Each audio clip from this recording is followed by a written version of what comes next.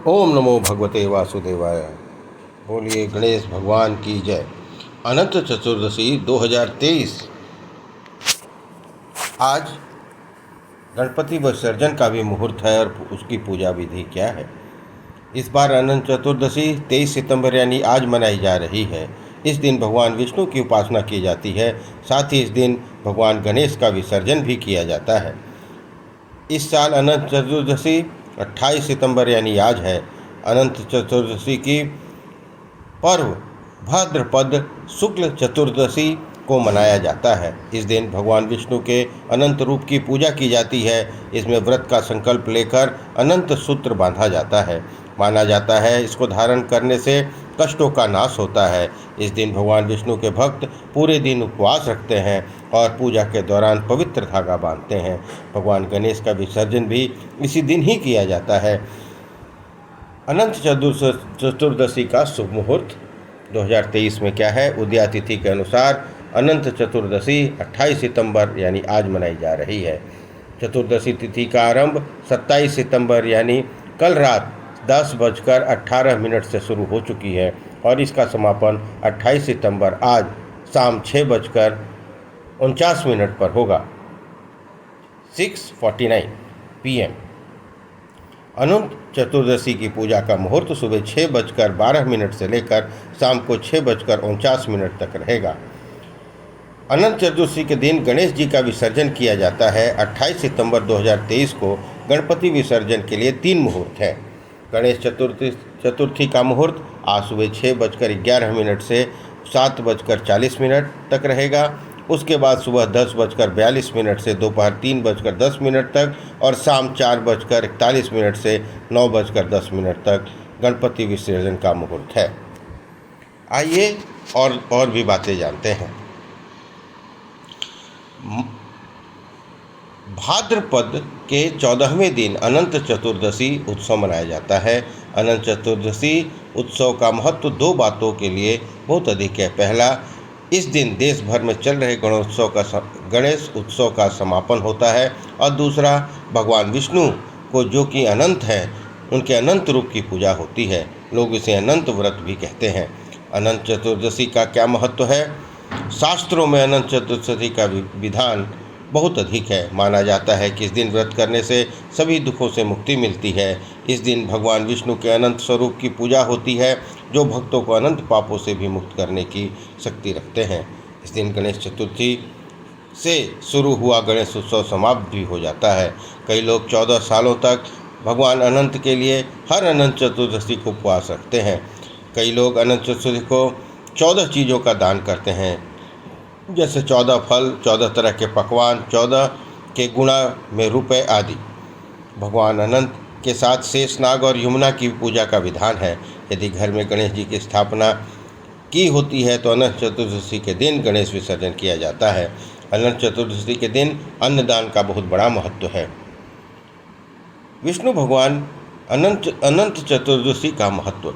भगवान विष्णु का एक नाम अनंत है। इसका अर्थ है जो सृष्टि से पहले से हो और जिसके अंत का भी कोई ज्ञात न हो।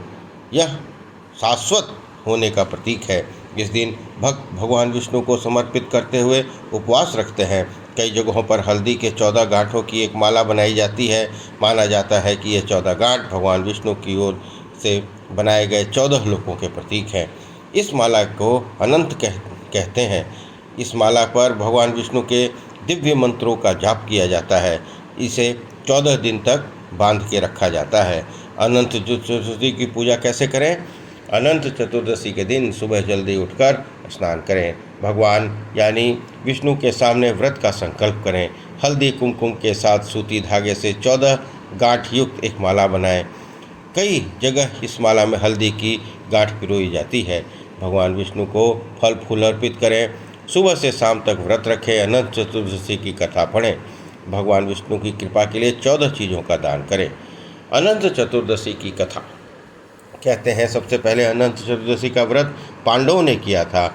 उन्हें इस व्रत करने का सुझाव भगवान श्री कृष्ण ने दिया था। अनंत चतुर्दशी का व्रत की कथा के अनुसार बहुत समय पहले एक तपस्वी थे जिनका नाम सुमंत और उनकी पत्नी का नाम दीक्षा था।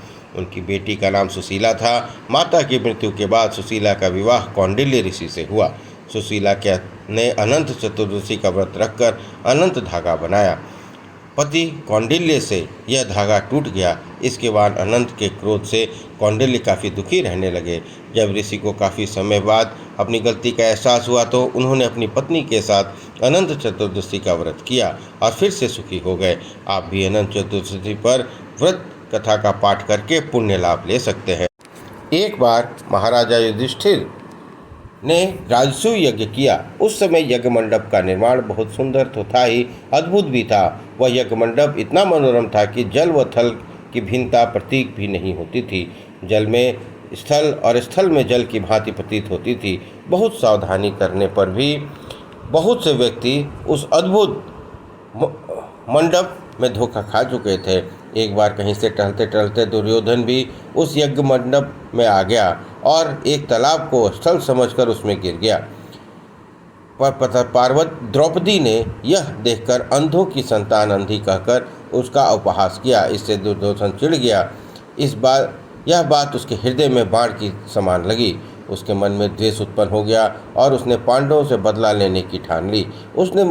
उसके मस्तिष्क में उस अपमान का बदला लेने के लिए विचार उपजने लगे।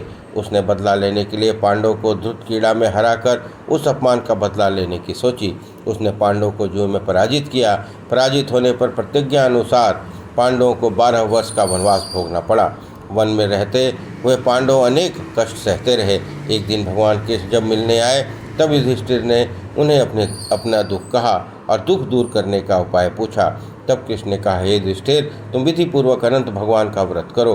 इससे तुम्हारा सारा संकट दूर हो जाएगा और तुम्हारा खोया हुआ राज्य पुनः प्राप्त हो जाएगा। इस संदर्भ में कृष्ण ने उन्हें यह कथा सुनाई। प्राचीन काल में सुमंत नामक एक नेक तपस्वी ब्राह्मण था। उसकी पत्नी का नाम दीक्षा था। उसकी एक परम सुंदरी, धर्मपरायण तथा ज्योतिर्मयी कन्या थी। उसका नाम सुशीला था। सुशीला जब बड़ी हुई तो उसकी माता दीक्षा की मृत्यु हो गई। पत्नी के मरने के बाद सुमंत ने कर्कशा नामक स्त्री से दूसरा विवाह किया। सुशीला का विवाह ब्राह्मण सुमंत ने कौंडिल्य ऋषि के साथ कर दिया। विदाई में कुछ देने की बात कर्कशा ने दामाद को कुछ ईंटें और पत्थर के टुकड़े बांध कर दे दिए। कौंडिल्य ऋषि दुखी हो अपनी पत्नी को लेकर अपने आश्रम की ओर चल दिए, परंतु रास्ते में ही रात हो गई। वे नदी तट पर संध्या करने लगे। सुशीला ने देखा वहाँ पर बहुत सी स्त्रियाँ सुंदर वस्त्र धारण कर किसी देवता की पूजा कर रही थी। सुशीला के पूछने पर उन्होंने विधि पूर्वक अनंत व्रत की महत्ता बतलाई। सुशीला ने वहीं उस व्रत का अनुष्ठान किया और 14 गांठों वाला डोरा हाथ में बांधकर ऋषि कौंडिल्य के पास गई। कौंडिल्य ने सुशीला से डोरों के बारे में पूछा तो सारी बात बता दी। उन्होंने डोरे को तोड़कर अग्नि में डाल दिया। इससे अनंत भगवान जी का अपमान हुआ। परिणामतः ऋषि कौंडिल्य दुखी रहने लगे। उनकी सारी संपत्ति नष्ट हो गई। उस दरिद्रता का उन्होंने अपनी पत्नी के से कारण पूछा तो सुशीला ने अनंत भगवान का डोरा जलाने की बात कही। पश्चाताप करते हुए ऋषि कौंडिल्य अनंत डोरे की प्राप्ति के लिए वन में चले गए।